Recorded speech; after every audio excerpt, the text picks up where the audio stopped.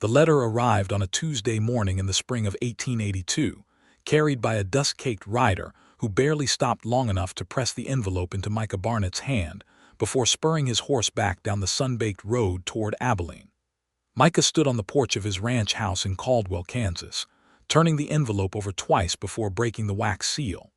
He was 31 years old, broad-shouldered, with dark hair that curled slightly at the temples and eyes the color of aged whiskey. He had built the Barnett spread from nothing 30 acres of good grazing land, a solid barn, a house with 4 rooms and a stone fireplace, and he had built it alone. That loneliness had begun to weigh on him the way drought weighs on good soil, silently and with increasing damage. His foreman, a weathered man named Dale Pruitt who was missing the tip of his left ring finger from a fence wire accident, had suggested 6 months ago that Micah write to the agency in St. Louis. The Westward Hearts Placement Agency, they called themselves, which sounded more like a hymn than a business, but Dale swore by it. His cousin in Colorado had found his wife through the same agency, and she had turned out to be one of the finest women Dale had ever laid eyes on, capable, warm, and steady as a well-driven post. Micah had been reluctant. There was something about the whole arrangement that felt wrong to him, like buying a horse you had never seen run.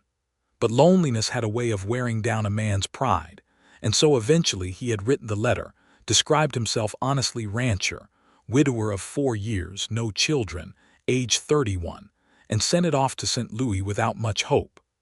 Now here was the reply, and he unfolded it on his porch while the morning light spread golden across his pasture. The agency had written back with the profiles of 3 women who had expressed interest in a Western placement. 2 of the profiles were written in careful, measured language: Miss Harriet Combs, age 26, who enjoyed domestic arts and church choir, and Miss Pauline Forsyth, age 29, a schoolteacher who was described as gentle and patient. Both sounded perfectly pleasant. Both sounded like the kind of women who would look at the raw Kansas wind and decide they had made a terrible mistake within the first fortnight. The 3rd profile was different. Miss Evelyn Bailey, age 27, of Philadelphia, Pennsylvania, former telegraph operator, speaks French and some Spanish, has treated minor injuries in the absence of a physician, comfortable on horseback. Grew up with brothers and is no stranger to hard work, does not frighten easily, and then at the bottom of her entry a note in the agency director's own handwriting that read, she was described as fearless by her former employer. Micah read that word twice, fearless. He read the rest of the page, folded it slowly, and walked back inside to find a piece of paper. He dipped his pen in the inkwell, thought for a moment, and wrote 3 words to the agency director: send her immediately. Evelyn Bailey received the news on a rainy Wednesday in Philadelphia, while she was sitting in the small apartment she shared with her friend Clara, eating cold soup and listening to the rain hammer the tin roof. The agency's letter told her that a Mr. Micah Barnett of Caldwell, Kansas, had selected her profile and was requesting her arrival at the earliest possible date. Evelyn set the letter down on the table and Clara leaned over to read it. "Caldwell," Clara said, squinting. "Is that near anything?" "It is near the Kishom Trail," Evelyn said, "which means cattle drives, which means it is a real working town and not just a dot on a map." "It also means rough men and rough weather," Clara said carefully. Evelyn looked at her friend. Clara had been trying to convince her not to go west for the better part of 2 months, since the day Evelyn had first walked through the agency's door. Clara was practical about these things in the way that people who have never been bored are always practical about adventure. Evelyn, on the other hand, had been bored her entire life in Philadelphia. She had taken the telegraph job because it was the only one that required quick thinking and paid decently, and she had kept it for 3 years because she was genuinely excellent at it, her fingers moving across the keys with a fluency that impressed even the older operators. But the work was not enough. The city was not enough. She was 27 years old and she felt like a river that had been dammed, All that energy and capability pressing against walls that the polite Philadelphia society kept building higher and higher around her. So she had walked into the Westward Hearts Placement Agency and told the director, a plump woman named Mrs. Hartley, that she wanted to go to the frontier and that she was not afraid of the work. Mrs. Hartley had looked at her over the rim of her spectacles for a long moment and then said, "My dear, I have had hundreds of women sit in that chair and tell me they are prepared for the West. You are the first one, I believe." Now Evelyn folded the letter and tucked it into her coat pocket. "I am going," she told Clara. Clara sighed. "I know you are. I have known since the day you walked in here with that look." "What look?" "The one that means you have already decided, and you are just waiting for the world to catch up with you."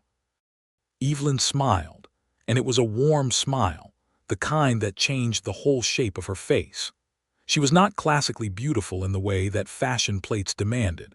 She was tall for a woman of her era, with dark auburn hair she usually kept pinned but which escaped in curling tendrils around her face, and brown eyes that had a directness to them that some men found unsettling and others found impossible to look away from.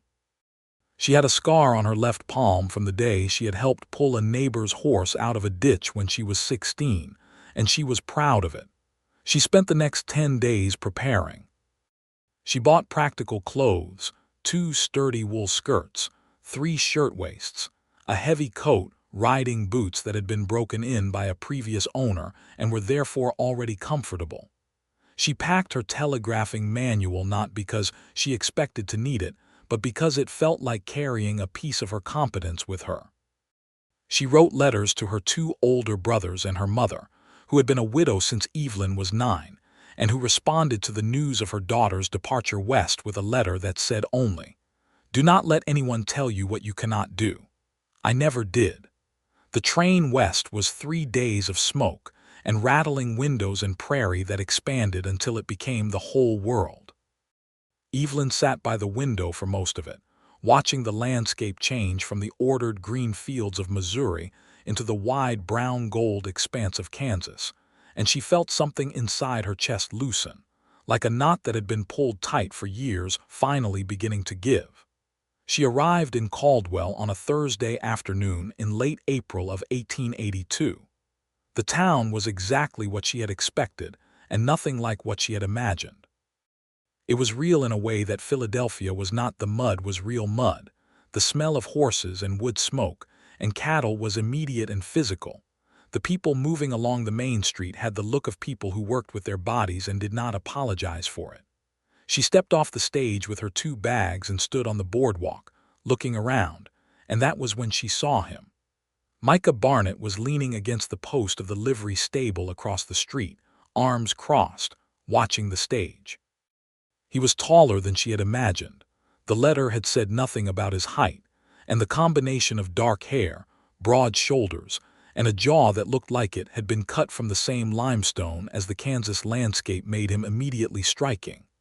He wore a practical brown coat over a white shirt and dark trousers, and he had the unconscious ease of a man who spends most of his time outdoors. Their eyes met across the street, and something happened that Evelyn had not prepared for. A kind of recognition. Not romantic recognition. Not yet, it was too soon for that, and she was too sensible a woman to romanticize a glance across a muddy street, but something that said, "This person is real and that matters." He pushed off the post and crossed the street, and she made herself stand still and not fidget with her bags. "Miss Bailey," he said, and his voice was deeper than she had expected, not rough but textured in a way that made the words land solidly. "I am Micah Barnett." "I assumed as much," she said. "You had the look of a man waiting for something." He blinked, and then something that might have been the beginning of a smile crossed his face. "You had the look of a woman who was not going to wait to be introduced." "Also accurate," she said, and held out her hand. He shook it. His grip was firm but not punishing, which told her something. A man who knows his own strength and does not need to prove it. "How was the journey?" he asked, taking one of her bags. "Long," she said honestly, "but the prairie is worth seeing." "You are not going to tell me it frightened you. Most people find it very empty when they first arrive." She glanced at the wide sky above the rooftops, that immense blue vault that had no business being that large. "I find empty calming," she said. "There is nothing pretending to be something it is not." He looked at her for a moment with an expression she could not entirely read, and then he said, "I have arranged for you to stay at the Caldwell boarding house for the first 2 weeks. I want you to be comfortable and to make your own decision about whether this arrangement suits you before we make anything permanent." She had not expected that. She had expected to be taken straight to the ranch and put to work proving herself. This consideration was different. "That is generous," she said.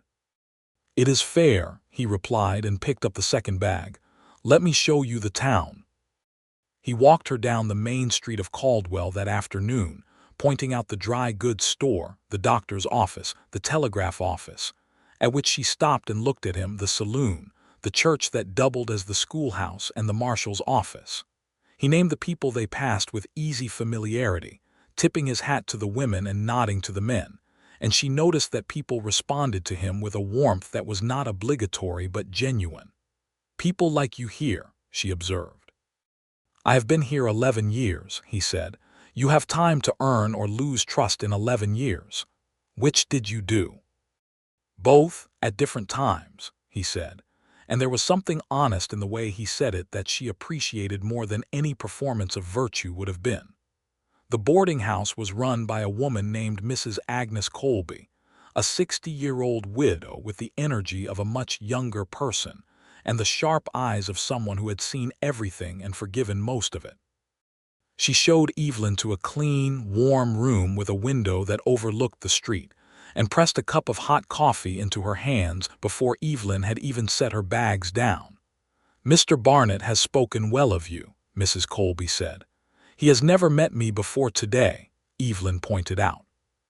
"He said the agency wrote that you were fearless," Mrs. Colby said with a small smile. "That is speaking well around here." Evelyn went asleep that first night in Caldwell listening to the sounds of a working western town, the distant call of a coyote, the creak of a wagon passing on the street below, someone playing a harmonica badly but with great feeling 2 establishments over, and she felt, for the first time in a very long time, that she was exactly where she was supposed to be. The next morning, Micah came to take her out to the ranch.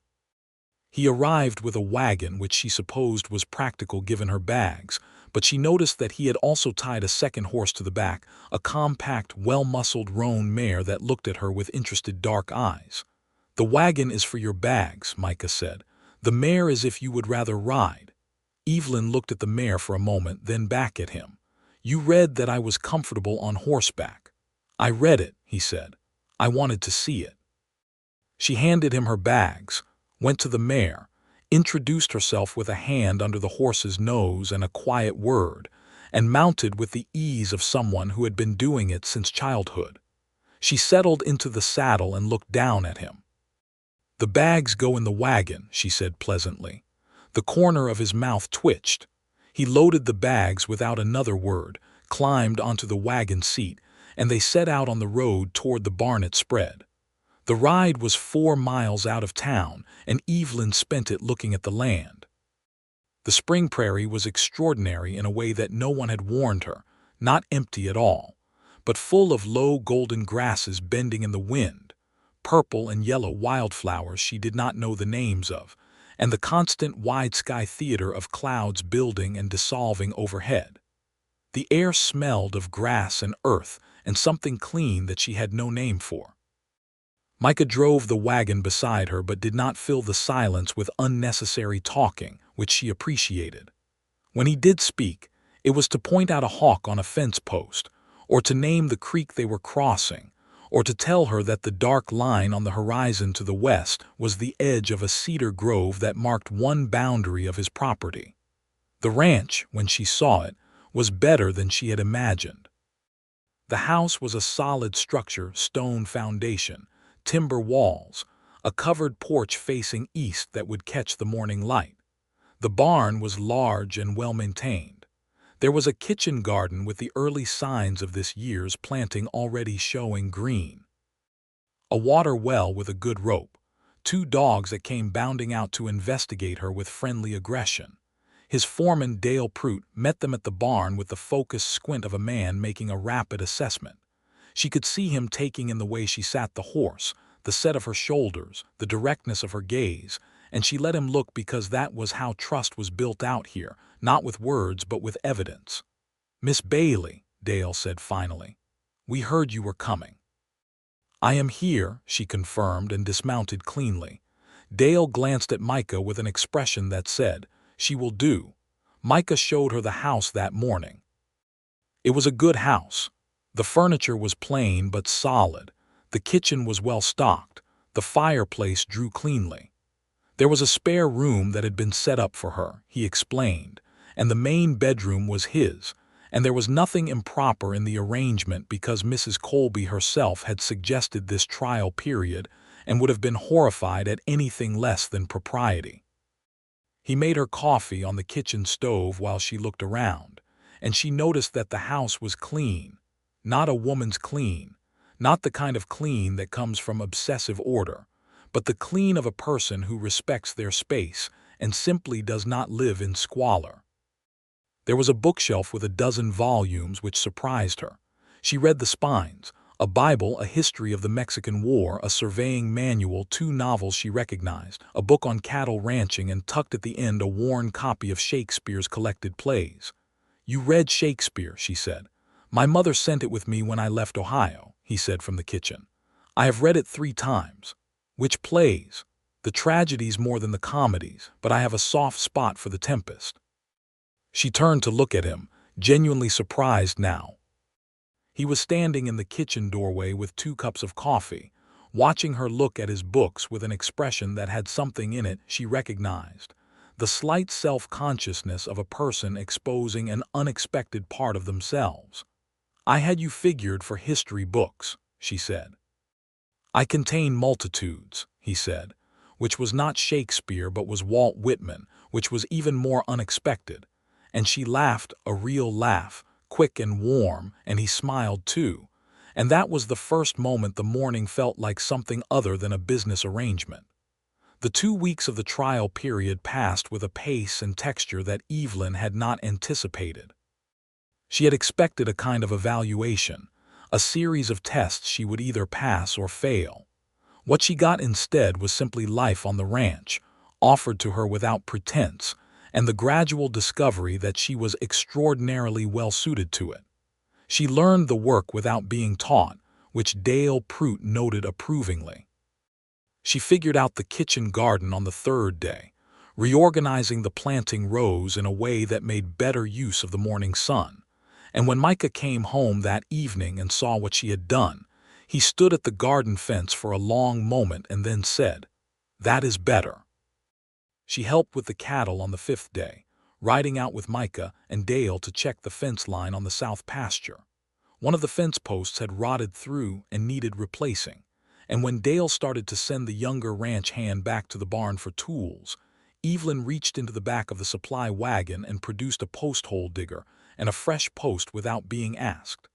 Dale watched her work the digger into the dry ground with efficient strokes and said, "How do you know how to do that?" "3 older brothers," she said, not pausing. "2 of them are still in Pennsylvania wondering why I left."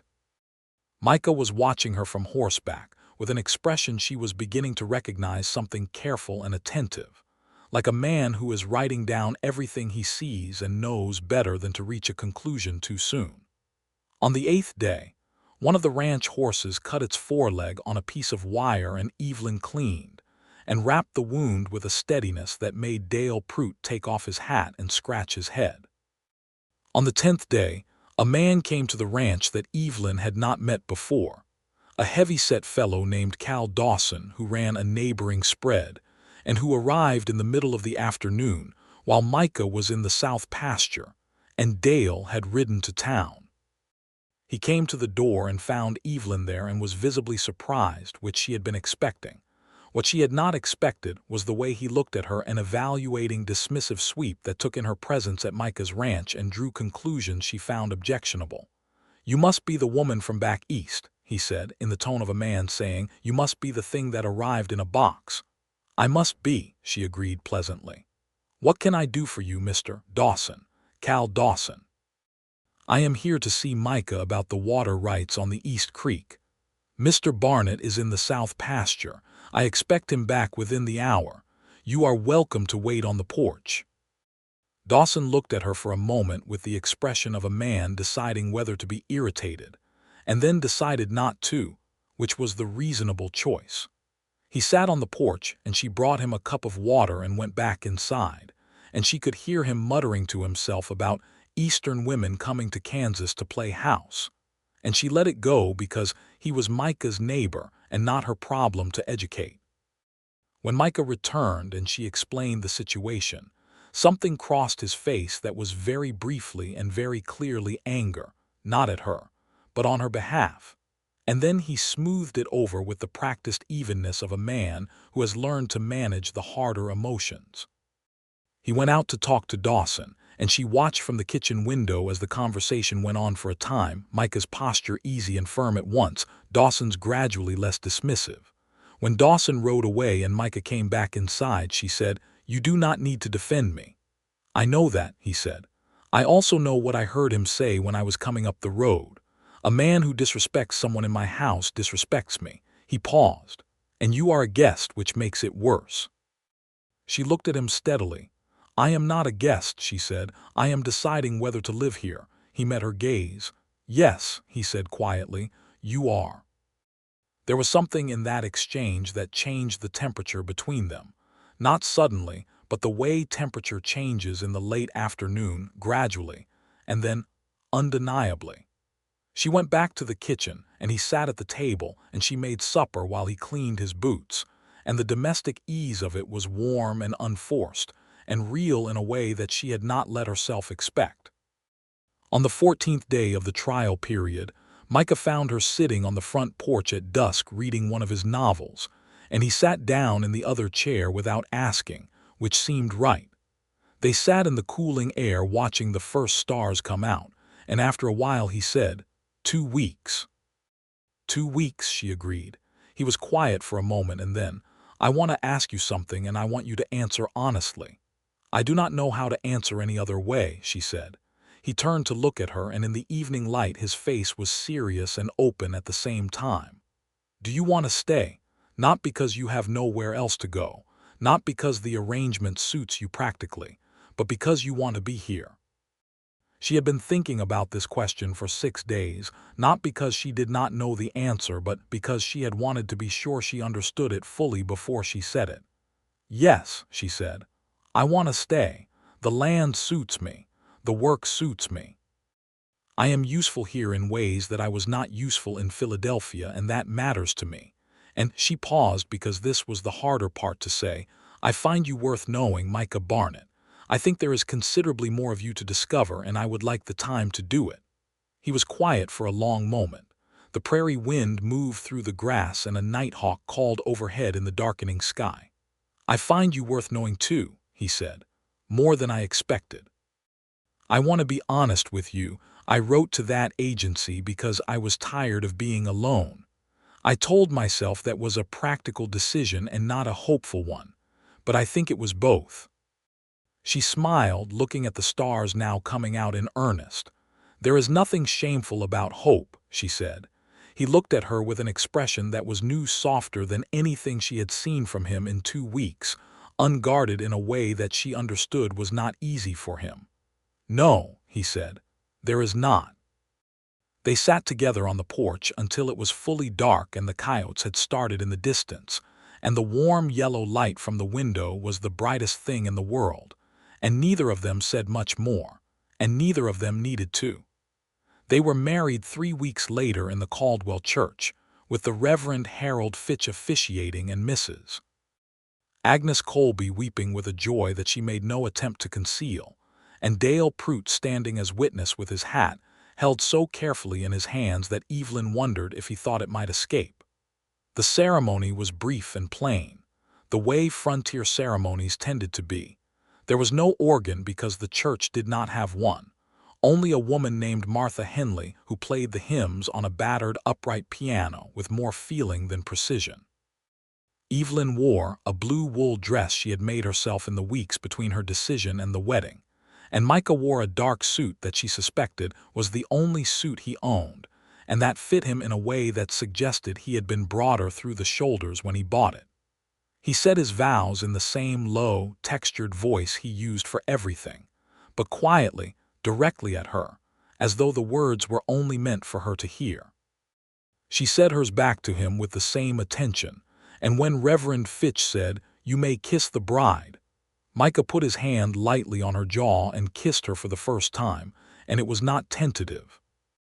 It was the kiss of a man who had been paying attention for 5 weeks and had decided to be honest about what that attention meant. The town threw them a modest celebration at the saloon, the only establishment large enough to hold the people who wanted to come. Tables were pushed against the walls. Someone produced a fiddle and someone else a second fiddle, and the people of Caldwell danced and drank and ate the beef that the Henley brothers had roasted outside all afternoon. Cal Dawson came. He had the grace to look slightly embarrassed when he shook Evelyn's hand, and he said, "I may have been rude the other week, ma'am. Micah set me straight." "You did not know me," she said, which was the most diplomatic thing she could have said, and he seemed relieved by it. "He chose well," Dawson said gruffly, which was the most generous thing he seemed capable of, and she accepted it in the spirit it was given. Later that night, when the fiddles had gone quiet and the last of the guests had made their way home through the silver-lit prairie dark, Micah drove her back to the ranch in the wagon. The moon was nearly full, and the road was a pale ribbon through the dark grass, and she sat beside him on the wagon bench with their shoulders touching, which was warmer and more intimate than it sounds. "Are you all right?" he asked, not looking at her, watching the horse's ears. "I am better than all right," she said honestly. "I am good." He reached over without looking and took her hand, which was resting on her knee, and held it, and that was how they rode home through the Kansas night on the evening of their wedding. The first months of their marriage were the kind of months that do not make for exciting stories when summarized, but which, when lived, are the most important kind. The kind where two people learn each other's habits and rhythms and small truths, and either build something durable or do not. What Micah and Evelyn built was durable. She discovered that he woke before sunrise every morning without exception, and that he stood on the porch in the early dark with his first cup of coffee for exactly 10 minutes before beginning the day's work. And after the first week, she began getting up and standing there with him, and they would watch the dawn come up over the Kansas horizon together without speaking, and it became the thing she looked forward to most about each day. He discovered that she kept a small journal, not a diary of feelings but a practical notebook, where she sketched plans and calculations and observations about the ranch, in a handwriting so small and precise it looked like telegraphic code, and that reading it would have told him more about the state of the operation than any conversation. He did not read it without permission, but he asked her about it one evening, and she showed him, and for an hour they sat together at the kitchen table while she walked him through her notations about the garden yield and the fence rotation and the horse feed schedule, and he looked at it with the focused attention of a man encountering a way of thinking he had not considered and finding it immediately useful. She began to take over the accounting for the ranch, which Dale Prout surrendered with undisguised relief. Micah had been doing it himself, in a ledger that was functional but not elegant, and within a month Evelyn had reorganized the entire system in a way that showed clearly where the money was going and what the margin was on each part of the operation. "You were losing 10 cents on every pound of beef you sold to the Dawson end of the market," she told him one evening, spreading the ledger across the kitchen table. Micah looked at the numbers she had laid out. "I knew the returns were lower there. I did not know it was that much, because it was not written down in a way that made it visible," she said. "Numbers tell you what is happening. The question is whether you write them down honestly." He leaned on the table looking at the ledger, and then he looked up at her across the scattered papers and said, "Where did you learn to think this way?" "The telegraph office," she said. "Every message costs money. You learn to be precise." He held her gaze for a moment with that particular look, the one she had come to know very well by then, the one that meant he was feeling something larger than the conversation warranted. And then he said, very quietly, "I am glad you came." "So am I," she said. "Every day." The summer came on hard and fast the way Kansas summers do, pressing the heat down onto the prairie like a great flat hand. The cattle drives came through from the south along the Kisham Trail, and Caldwell became briefly, vibrantly alive with the noise and chaos of cowboys and drovers, and the vast herds moving north. Evelyn watched the first drive come through from the main street with wide eyes, 3,000 longhorns raising a dust cloud visible from 5 miles away, driven by men who had ridden from Texas and looked it, lean and sunburned and saddle-weary, in a way that was almost romantic and entirely exhausting. Micah was busy during the drive season, selling a portion of his own cattle and buying supplies for the next year, and Evelyn worked beside him through it, keeping the accounts and managing the correspondence and doing the work of the ranch with Dale and the 3 hired hands. She also, somewhat to everyone's surprise, began spending time at the telegraph office.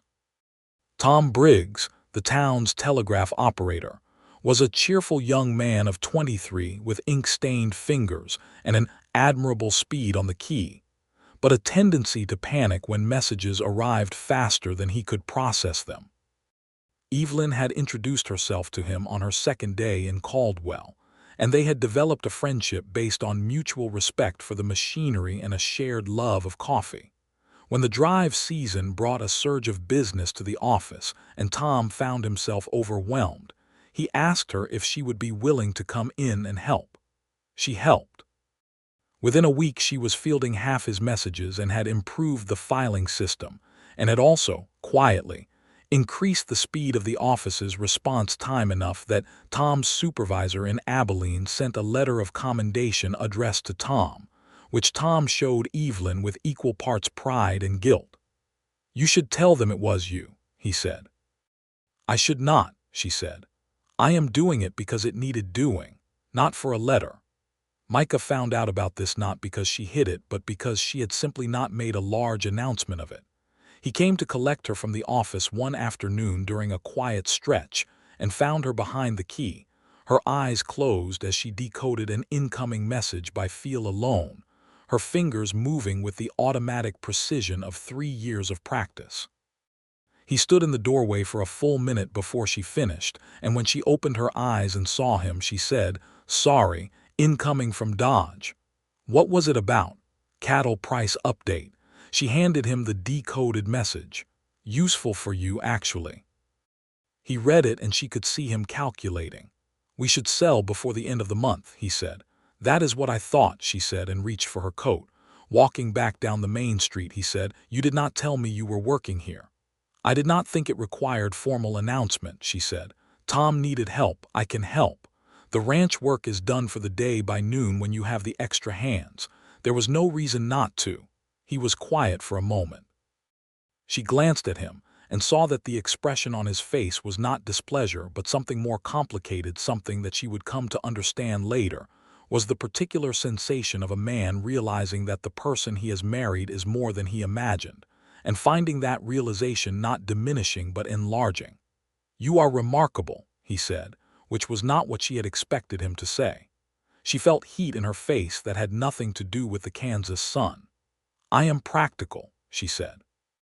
"Those are not mutually exclusive," he said, and took her hand as they walked, which he had begun doing when they were in town, a small public declaration that she felt every time.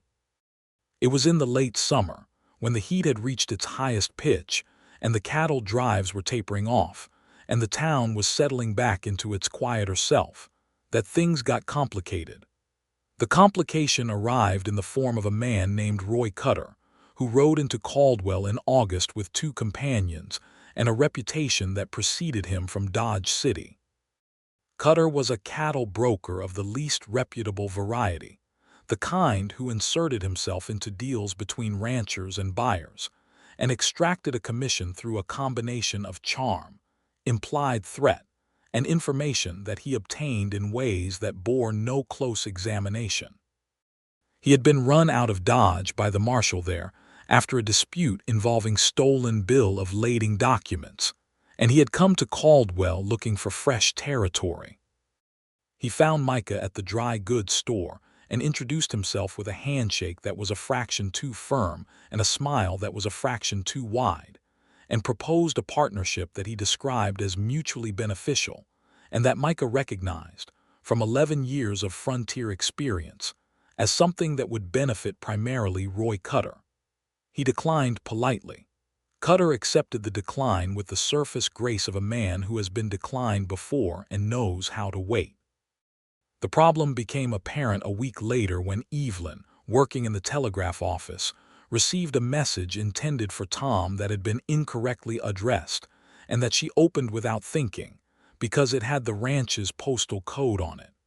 She read it, decoded the abbreviations with a professional eye, and felt the bottom drop out of her stomach. It was a message from a buyer in Kansas City, addressed to Roy Cutter, confirming an arrangement to purchase Barnett cattle at below-market rates through a fraudulent bill of lading, with Cutter apparently providing documentation that would make the sale appear legitimate. The message included a price that was roughly 40% below what the cattle were worth.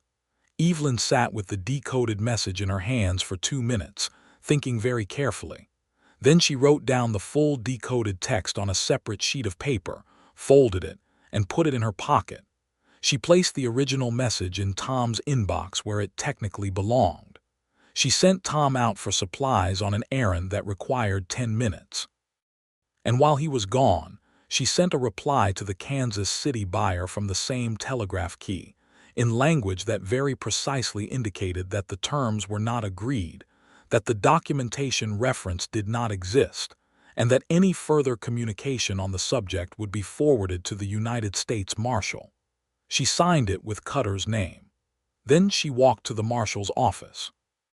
Marshal Elias Webb was a lean, deliberate man of 45 who had been the law in Caldwell for 6 years, and who listened to Evelyn's account the original message, her decoded interpretation, and the response she had sent, with the unblinking attention of a man cataloging details for future use.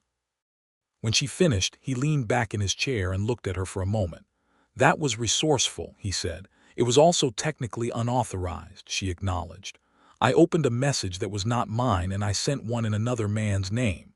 "It was also correct," he said, "and it likely saved your husband several $1,000s. He picked up his hat. "I will pay Mr. Cutter a visit." Cutter left Caldwell that same afternoon, which was the best possible outcome. He did not go quietly. He rode down the main street shouting about women who did not know their place and operators who read private correspondence. But he went, and he did not come back. When Micah heard the full story that evening, he sat at the kitchen table and listened without interrupting, and when she finished, he said nothing for a long moment. Then he said, "You knew you were breaking the rules." "I did," she said. "I decided the rules were less important than the outcome."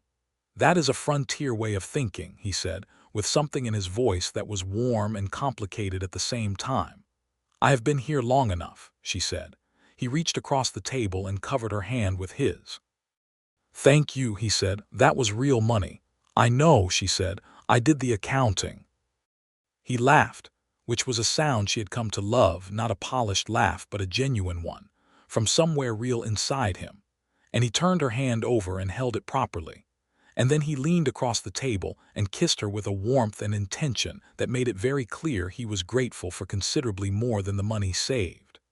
The autumn came bringing the smell of wood smoke, and the turning of the prairie grasses from gold to amber to the particular dry silver brown of late October. Evelyn planted the winter garden and put up preserves and learned from Martha Henley how to cure the hides of 2 deer that Micah brought in, and she found that she had opinions about the tanning process that Martha Henley, who had been doing it for 30 years, listened to with the patient tolerance of an expert, and then tried one afternoon and admitted made the result better. In October, Dale Pruitt's wife arrived from Missouri. Her name was Carla, and she was a comfortable, talkative woman of 42 who had been waiting for Dale to send for her for 3 years while he got the foreman position established, And now she had come, and she was going to fill the silence of her waiting with 3 years' worth of accumulated conversation. Evelyn liked her immediately. They became friends in the way that women on the frontier became friends, quickly and practically, because there was no time for the gradual social rituals of the city, and because the work of life was too real and too immediate to waste time on anything but genuine connection. Carla told her things about the region that she had not yet learned, where to find the best water for washing, which of the ranchers' wives were worth knowing, which were best avoided, the history of the small community cemetery at the edge of town, where 6 of the original Caldwell settlers were buried, including 2 children who had not survived their first Kansas winter. "This land can be hard," Carla said one afternoon, over coffee at the Barnett kitchen table without particular drama, just as a fact. "I know it can," Evelyn said. "It was hard for Micah's first wife," Carla said, and then seemed to realize she had said something that required explanation. "I am sorry." "I assumed you knew." "I knew he had been married before," Evelyn said. "He told me. She died 4 years ago. He did not tell me the details." Carla was quiet for a moment, wrapping both hands around her coffee cup. "Her name was Ruth. She came from Illinois. She was sweet, from what Dale tells me, but she never quite found her footing out here. The isolation was very hard on her. She took sick in the second winter and was gone in 3 weeks." She looked at Evelyn carefully. "Dale says Micah blamed himself for a long time, said he should have sent her home before the winter." Evelyn absorbed this quietly. It explained things she had noticed but not yet named, the particular care Micah took to ask whether she was content, the way he watched her in the winter cold as though prepared to catch something before it fell.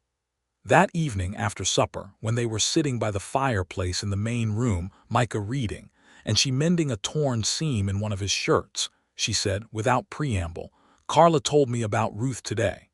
He looked up from his book. His face was still for a moment, not closed but careful. "I should have told you myself," he said. "You told me the important part, that she was gone. The rest was yours to keep until you were ready." She set the shirt down. "I'm not asking you to explain anything. I only want you to know that I understand now why you sometimes look at me the way you do." "How do I look at you?" "Like you are relieved," she said gently, "and also afraid." He was very still. The fire crackled and shifted between them, throwing warm light across his face, and she could see him weighing something, not the words exactly but the decision to say them. "I spent 2 years after she died telling myself that I had done everything correctly," he said. "That I had been a good husband, and that it was the fever and not anything I had failed to do, and I mostly believed it. But there was always a part of me that wondered if I had paid enough attention, if I had seen what was happening with her and simply not known what to do about it." He paused. The fire shifted again. "When I read that word in your letter," he said, "fearless, I told myself it was practical. I told myself I needed someone who could survive out here. But the truth was, I was frightened of watching someone I cared for struggle with this life again. And that word made me think, maybe she will not struggle, maybe this one is different, maybe she will look at the hard things and not flinch." "I do not flinch," Evelyn said very quietly. "No," he said, "you do not." She got up from her chair and crossed to his and sat on the arm of it, which was not elegant but was close, and he put his arm around her waist in the natural way of a man who is no longer thinking about gestures but simply acting, and they sat together by the fire while the Kansas night pressed cold against the windows. "I am not going anywhere," she said. "Not from this land, not from you." "I know," he said, and she could feel in the word that he did. The winter of 1882 was a hard one. Not the worst in Kansas history. That distinction belonged to the winters of the late 1870s, which old-timers still referenced in the specific tones of people who survived a war, but hard enough. The first snows came in November and did not leave, and by December the temperature had dropped to levels that turned the wagon wheel ruts in the main street to iron ridges, and made the cattle huddle together against the barn wall with their collective breath rising like a single great cloud. Evelyn was not frightened by it. She was practical about it. She and Carla Prout worked together to process and store enough food to last through the worst weeks, and she convinced Micah to let her run a line from the house to the barn, a length of rope that could be followed even in whiteout conditions, a technique she had read about in a farming manual, and which Dale Prout immediately recognized as something he should have done 3 years ago. She spent the long winter evenings reading and writing in her notebook, and talking with Micah in the firelit kitchen, and these conversations became the architecture of their marriage. The place where they told each other who they were and what they thought and what they were afraid of, with the kind of honesty that only happens when two people are snowed in together and the walls have been stripped back by cold and proximity. He told her about Ohio, about the farm his parents had kept, about the older brother who had inherited it and the younger brother who had gone to California and written back once about gold and never written again. He told her about the journey west at the age of 20, riding alongside a wagon train with 2 horses and a trunk of tools and a certainty that was mostly youth and only partly wisdom.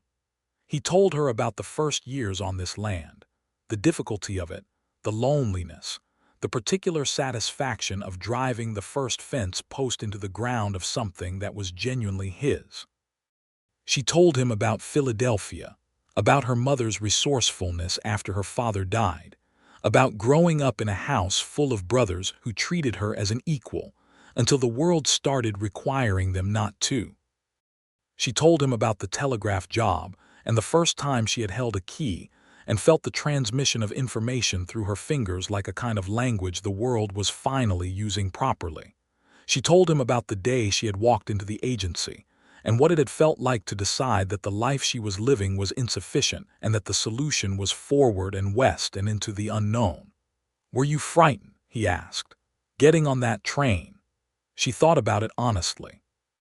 "Not of the destination," she said. "I was frightened of being wrong, of getting here and finding that the thing I was running toward was not as real as I imagined. And it was more real," she said. It was considerably more real. In January, in the deep middle of the winter, she told him she thought she might be expecting a child. He was standing at the kitchen counter when she said it, and he turned very slowly, and the expression on his face was something she had never seen from him before, a kind of raw, uncomplicated joy, with a layer of something careful underneath it that she recognized was fear and understood was love. He crossed the kitchen in 2 steps and put his hands on her face very gently and looked at her as though making absolutely certain she was real. "Are you certain?" he asked. "Not entirely," she said, "but probably." He kissed her forehead, then her temple, then her cheek, and held her against him with an arm that was firm and warm and safe, and she could feel his heart beating under her ear, faster than usual. "I am here," she said into his shoulder. "We are here. This is going to be fine." "I know," he said, and this time when he said it there was less uncertainty in it than there had been in the autumn, and she thought, "Good, good, we are getting somewhere." The winter continued. The rope line to the barn was used twice during blizzard conditions and saved a great deal of trouble both times. The cattle came through in acceptable shape. The house was warm and the larder did not run out, and Evelyn's condition became more certain, and then more visible as January turned to February. Carla Prout came over 3 times a week and became a kind of unofficial expert on the matter, having borne 4 children herself, and she told Evelyn things with a frank practicality that Evelyn found much more useful than the anxious euphemisms she had grown up hearing. Micah hovered in the careful way of a man who desperately wants to help and is not sure of the exact nature of the assistance required, and Evelyn told him, with great affection, that the most useful thing he could do was continue being himself and stop looking at her as though she were made of spun glass. "You told me you were not afraid of hard things," she said one evening when she caught him watching her with the careful expression. "That was before I had something this worth being afraid for," he said, and it was so honest and so undefended that she felt it land somewhere in the center of her chest and stay there. The spring came back. The snow retreated, and the prairie turned green again, and the wildflowers returned, and the world expanded back to its proper size after the months of white compression. Evelyn felt the change in the land as a physical thing, a loosening, and she stood on the porch on the first genuinely warm morning in April, and breathed in the green smell, and felt the small life moving inside her, and thought, "This is exactly where I am supposed to be." Their son was born on a bright afternoon in June of 1883, delivered by Mrs. Agnes Colby, who turned out to have considerable experience in this department, with Carla Prout assisting and Micah pacing the length of the front porch for 4 hours with Dale Prout, who was either very calm or performing calm so well that the distinction did not matter. When Mrs. Colby came out to the porch and said, "Mr. Barnett, you have a son," Micah stood very still for a moment and then went inside without a word, and Dale Prout sat down heavily on the porch step and blew out a long breath. Evelyn, when Micah came to her exhausted and entirely herself, holding a red-faced, indignant child who had arrived squalling at the ceiling with impressive volume, looked up at his face and felt a warmth so total and complete that she had no words for it, only the look that she gave him, which said everything that needed saying. He sat on the edge of the bed and looked at his son for a long time without speaking. Then he looked at her. "He looks cross," he said. "He had a difficult afternoon," she said reasonably. Micah reached out, and the baby wrapped one small hand around his finger with the unconscious grip of someone who is still figuring out what hands are for, and the expression on Micah's face was the most unguarded thing she had ever seen from him, wonder, raw and complete, with no performance in it at all. They named him Thomas William Barnett. Thomas for Evelyn's father, who had died when she was 9, and William for no one in particular, except that they both thought it was a good solid name for a Kansas boy. Thomas turned out to be a placid baby, which Evelyn was grateful for, because the ranch did not stop requiring attention simply because she had recently given birth to a child. She was back in the kitchen garden within 2 weeks, with Thomas in a basket in the shade nearby, and back in the telegraph office within a month, at which point Tom Briggs nearly wept with relief because the summer business was picking up again. The summer of 1883 was a better one than the previous year. The rains came at the right times, the cattle were healthy, the prices in Kansas City were favorable, and Evelyn's reorganized accounting made it possible to see clearly that the Barnett spread was not just surviving but genuinely prospering. Micah bought 20 additional acres to the east, which he had been watching for 2 years, and began planning the expansion of the herd. Cal Dawson, who had been watching the Barnett operation with the combination of mild jealousy and grudging respect that characterizes neighbors who start as skeptics, came over one September afternoon and asked Micah's advice about his own cattle rotation. He sat at the Barnett kitchen table and drank Evelyn's coffee and talked with Micah for an hour, and when Thomas crawled across the floor and grabbed Dawson's bootlace, Dawson picked him up with the ease of a man who has his own children and balanced him on one knee while continuing the conversation. "Your wife has something to do with how things are going here," Dawson said, not quite looking at Evelyn, who was at the counter. "Has everything to do with it," Micah said without hesitation. Dawson looked up at her then and said with the particular gruffness of a man who finds apologies difficult, "I was wrong about you when you came. You did not know me," she said, "and I was an unusual addition to this community. Your caution was understandable." "It was more than caution," he said. "It was foolish prejudice." She looked at him steadily. "Yes," she said, because he was being honest and it deserved an honest response. "It was, and you have since shown better sense." He nodded once, which was the most he was going to do with that, and handed Thomas back to her, and the conversation moved on. In the autumn of 1883, the Caldwell area began to see the pressures that were changing the entire face of the frontier. The Great Cattle Trail era was entering its final years. The railroad was pushing west and south, and the drives from Texas that had been the artery of the region were being disrupted by new routes and new economics. Farmers were moving into Kansas in increasing numbers, bringing homestead claims and barbed wire fences, and the open range that the cattle operations had depended on was beginning, slowly, to close. This was not entirely bad news for Micah, whose operation was already fenced and organized in a way that the homestead era would actually favor. But it meant change, and change on the frontier required adaptation or it required leaving, and neither Micah nor Evelyn had any intention of leaving. They talked about it one evening in October, sitting on the porch as they had the habit of doing when the weather permitted, Thomas asleep inside and the autumn stars brilliant overhead. "The trail drives are going to be gone within 10 years, Evelyn said. She had been following the business news through the telegraph office with the attentiveness of a woman who understood that information was infrastructure. "Probably less," Micah agreed. "The railhead at Caldwell is already losing business to the lines further south." "We need to sell directly," she said, "to the processors, cut out the middlemen entirely. If we can get a direct contract with one of the Kansas City houses, we have stable pricing regardless of what happens with the drives." He looked at her across the porch. "I have been thinking the same thing. I did not know how to get to the right people." "I do," she said. "The telegraph office handles their business correspondence. I know who the buyers are and what they want. Let me write the letters." He was quiet for a moment, and she knew he was wrestling with something, not distrust in her ability. She understood that by now, but some older instinct that said that certain kinds of business were conducted in certain kinds of ways. She waited.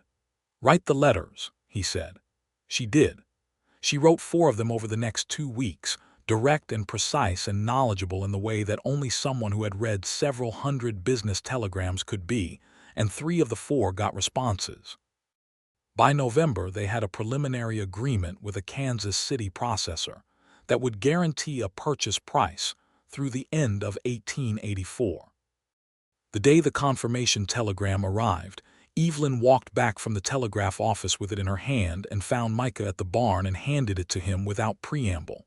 He read it once, then again, and then he looked up at her with a light in his eyes that was satisfaction and pride and something warmer than either. "You did this," he said. "We did this," she said firmly. "I wrote the letters. You built the operation that made the letters worth writing."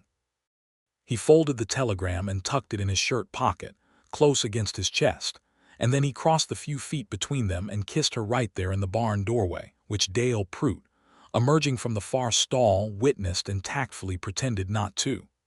The years that followed were good ones. Not without difficulty. The frontier did not offer the luxury of no difficulty, but good in the way that a life well built is good, with depth and texture and the satisfaction of things earned.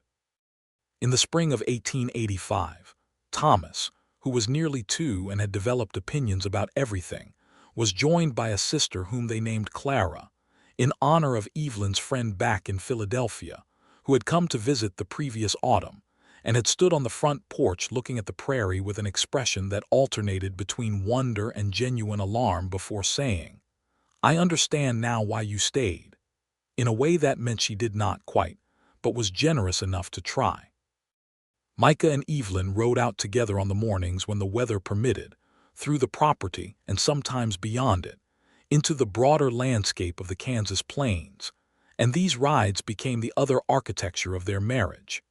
The space where they thought aloud and made plans and sometimes said nothing for miles, just rode side by side through the grass with the wind moving around them and the land spreading out in every direction. He had taken to watching her in a particular way when she did not know he was watching, a quiet, private attentiveness that he would have been embarrassed to be caught at but which he made no real effort to hide. She knew he did it. She found it one of the most comforting things in her life. She had taken to leaving him notes in the margins of whatever book he was currently reading, observations, questions, reactions to what she had read herself, small drawings of things she had seen that day. He kept every annotated book on the shelf, in order of date, and she knew this without asking him and felt something large and tender about it every time she looked at the shelf. In 1886, The Barnett spread was officially the second largest cattle operation in the county, a fact that the Caldwell Courier printed in its October issue, alongside a brief profile of the operation. The profile mentioned both Micah and Evelyn, which was not usual practice for the newspaper, but the editor, a sensible young woman who had come west from Boston the previous year and who had immediately and instinctively located in Evelyn a kindred spirit, had insisted on it. "This operation runs because of both of them," she told her assistant. "We write about both of them." Evelyn read the article at the kitchen table and said to Micah, "She has spelled your name with one throughout." "She has also spelled your name correctly," Micah said, reading over her shoulder, "and described you as one of the driving forces of the region's agricultural economy, which is accurate and which I will put on the wall if you let me." "You will not put it on the wall," she said.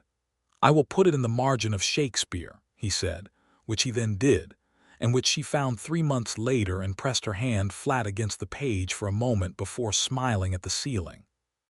Dale, Prute, and Carla left the following year, 1887, when Dale's brother in Missouri fell ill and required his help. The parting was genuine.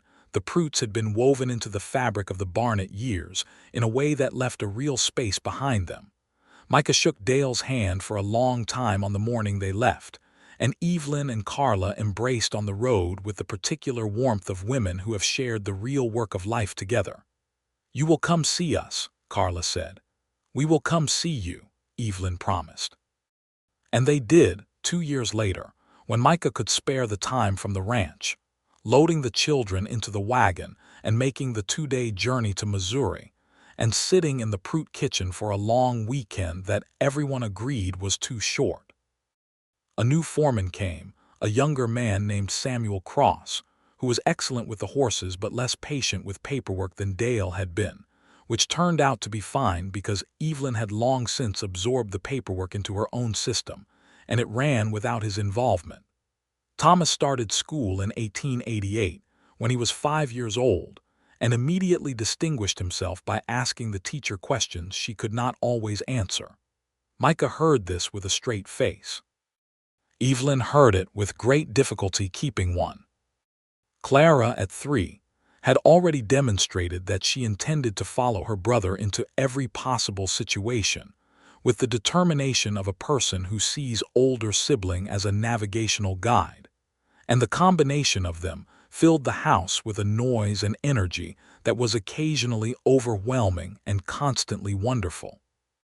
In the evenings, when the children were in bed and the house settled into its quiet, Micah and Evelyn had their evenings back, and they used them the way they always had in the fire-lit kitchen or on the porch in the warm months, with books and coffee and the kind of conversation that builds over years into something indistinguishable from knowing.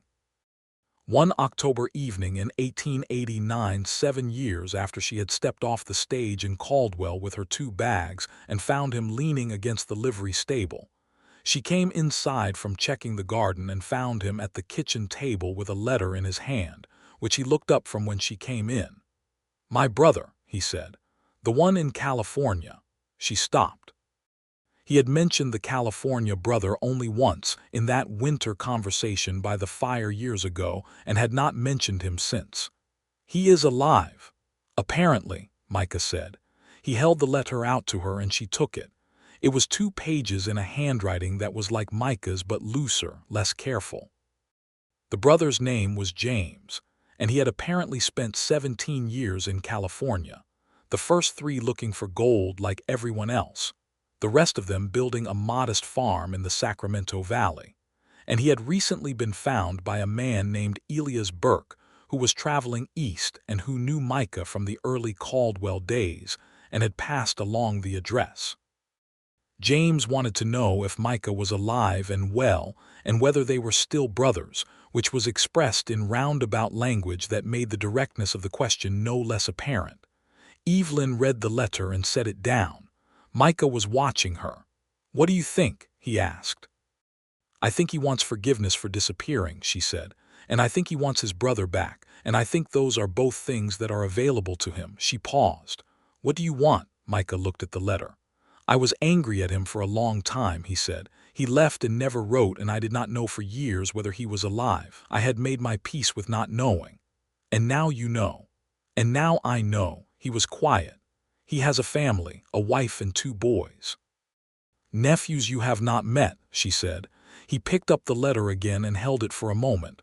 I am going to write back, he said. Good, she said, and put the kettle on. He wrote back that evening at the kitchen table while she worked on the household accounts, and the letter he wrote was private, but she could see in his posture that it was honest, which was the only kind of letter worth sending. He sealed it and set it on the corner of the table to go out with the morning mail, and then he leaned back in his chair and looked at her across the table with an expression of particular completeness. Thank you, he said. I did not do anything, she said. You always do something, he said, even when you are just here.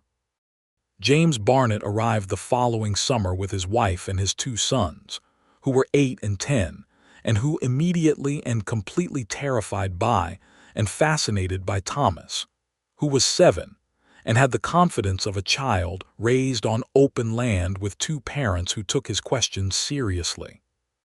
The visit lasted 2 weeks and was, at various moments, cautious and warm and occasionally difficult, and ultimately exactly what it needed to be: a reunion that did not pretend the years of silence had not happened, but that found, on the other side of them, a genuine brotherhood that 17 years had not entirely killed.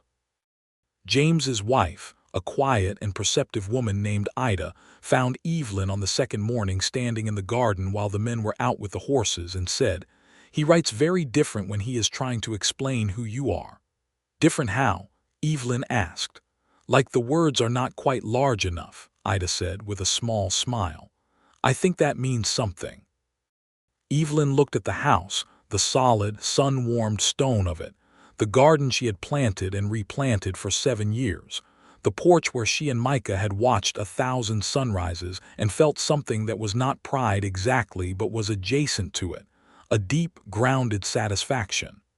"It means something," she said. The decade turned. 1890 came with a bitter cold snap in January that tested the ranch and found it sound, which was testament to the years of careful preparation and the good bones of what they had built. Thomas turned 7 in June and asked for a horse of his own, which his father provided after a 3-month period of evaluation that Thomas found interminable, and which Evelyn found exactly right. The horse was a bay gelding with a white blaze, and Thomas named him Porter, which no one could explain, and Thomas could not be persuaded to change.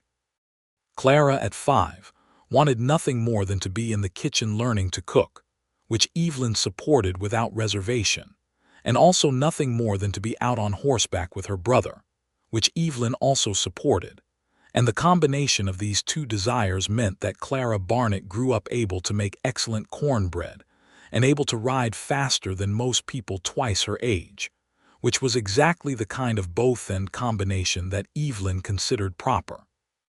One evening in the autumn of 1890, when the children were in bed, and the house was quiet with the particular peace of a well-lived day, Micah found Evelyn on the porch. She was sitting with a cup of coffee, looking out at the dark prairie, and he came and sat beside her in the chair that had always been his, the chair worn to the shape of his evenings. The stars were extraordinary. They always were on the Kansas plains, but some nights they were particularly, overwhelmingly real: the Milky Way, a broad river overhead, the individual stars so present they seemed close enough to have weight.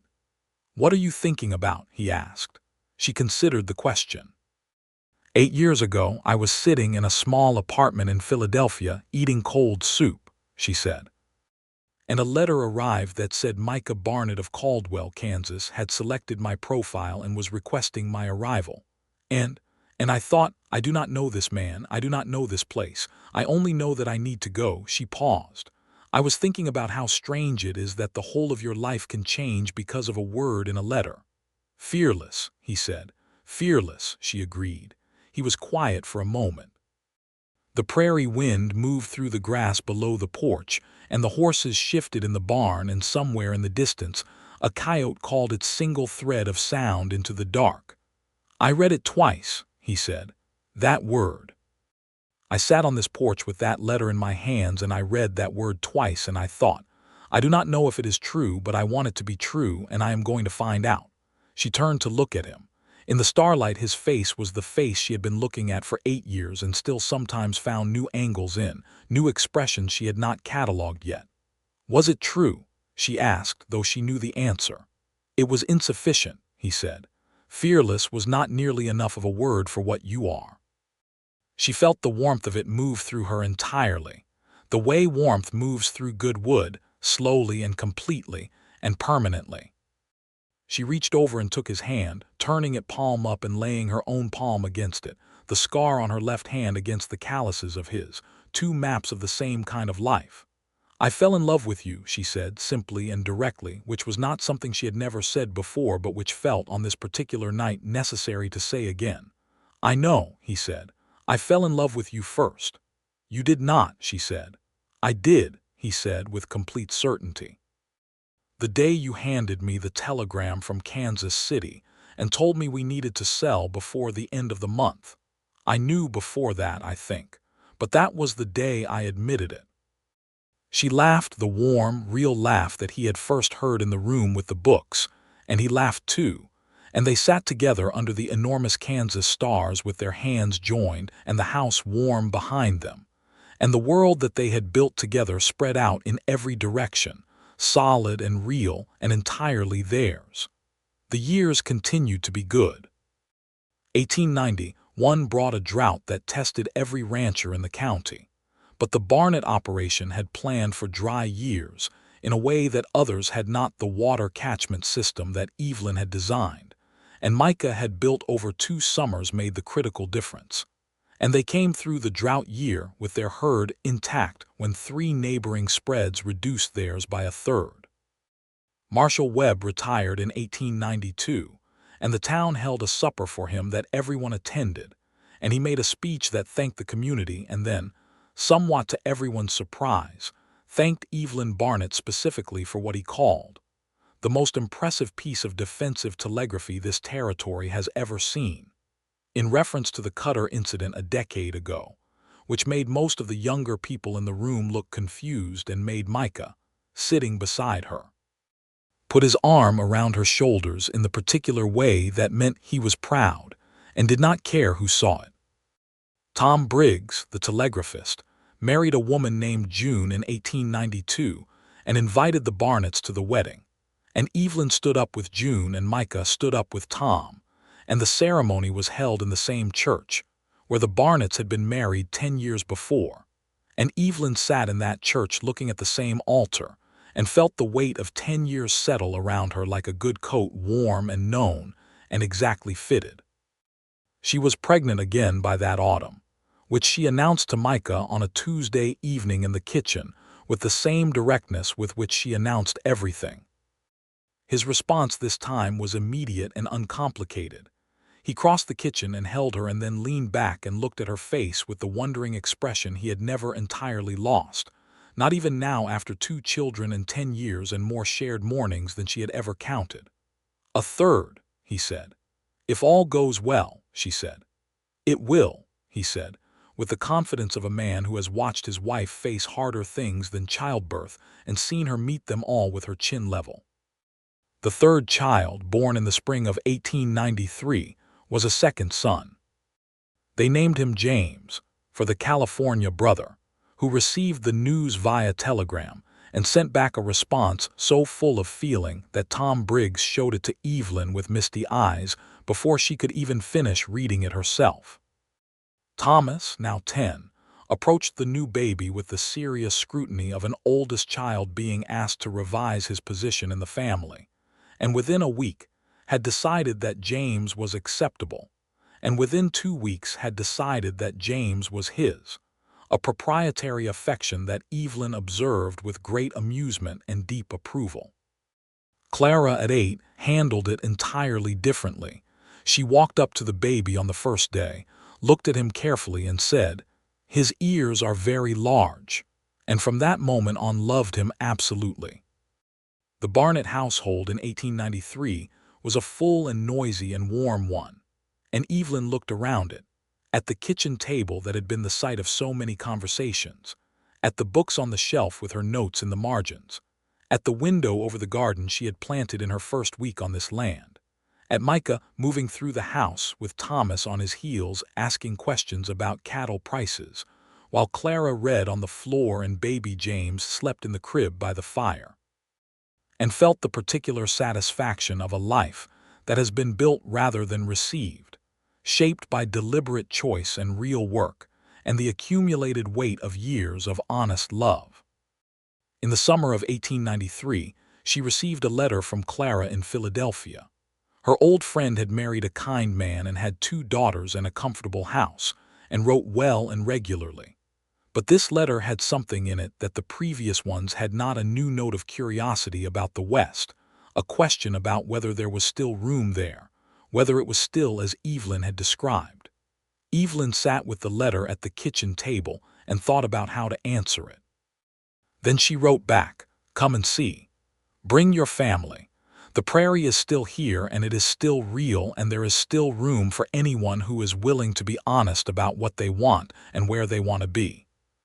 Clara and her family came the following summer and stayed for 3 weeks, and her husband, a bookish, gentle man named Robert who had never been west of Pittsburgh, stood on the Barnett front porch on his second morning and watched the sunrise over the Kansas prairie with an expression of such complete and total astonishment that Evelyn, standing beside him with her coffee, felt for a moment that she was seeing the land for the first time herself.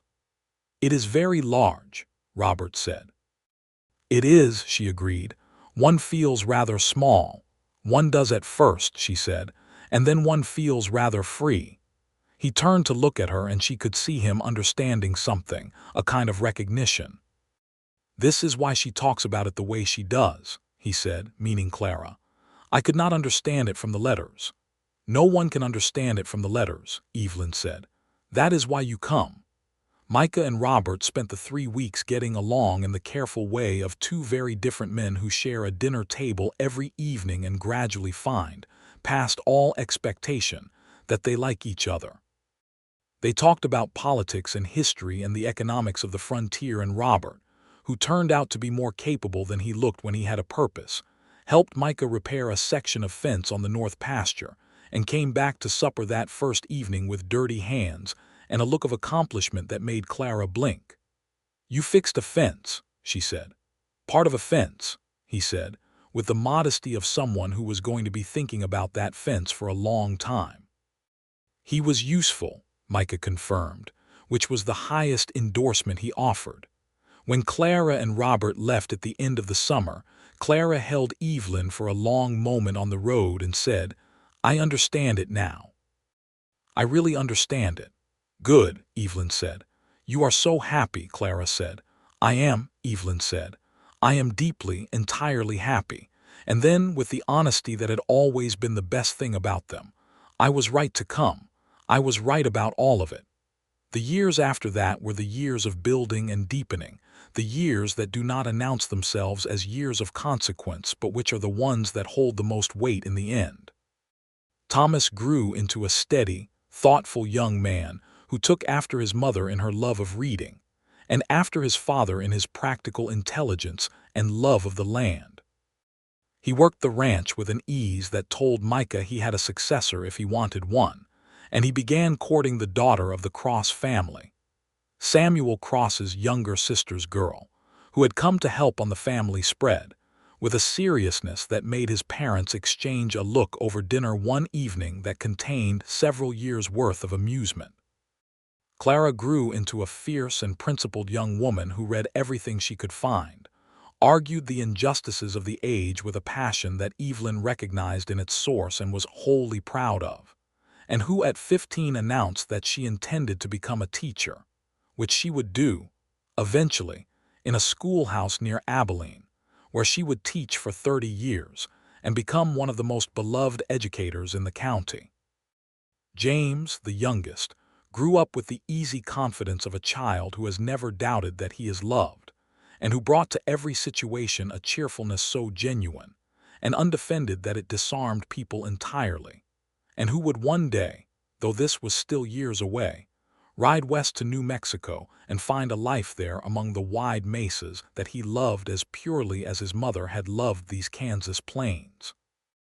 On an October evening in 1895, 13 years after Evelyn Bailey had arrived in Caldwell with her 2 bags and her steady nerves, and her name in a letter that said she was fearless, Micah sat at the kitchen table after the children were in bed and the house was quiet, and he took down the original letter from the agency and unfolded it.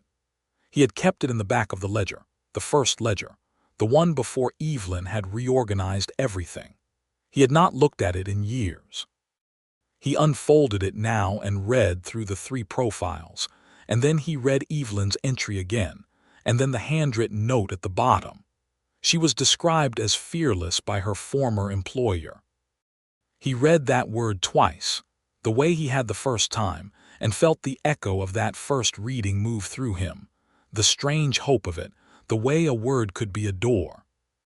He folded the letter and held it in his hands, and he sat in the kitchen of the house he had built and that she had completed, listening to the sounds of his home, the fire settling, the wind moving around the walls, the distant sound of his youngest son talking in his sleep in the particular murmur that babies grow out of but James had kept into childhood, upstairs in the dark.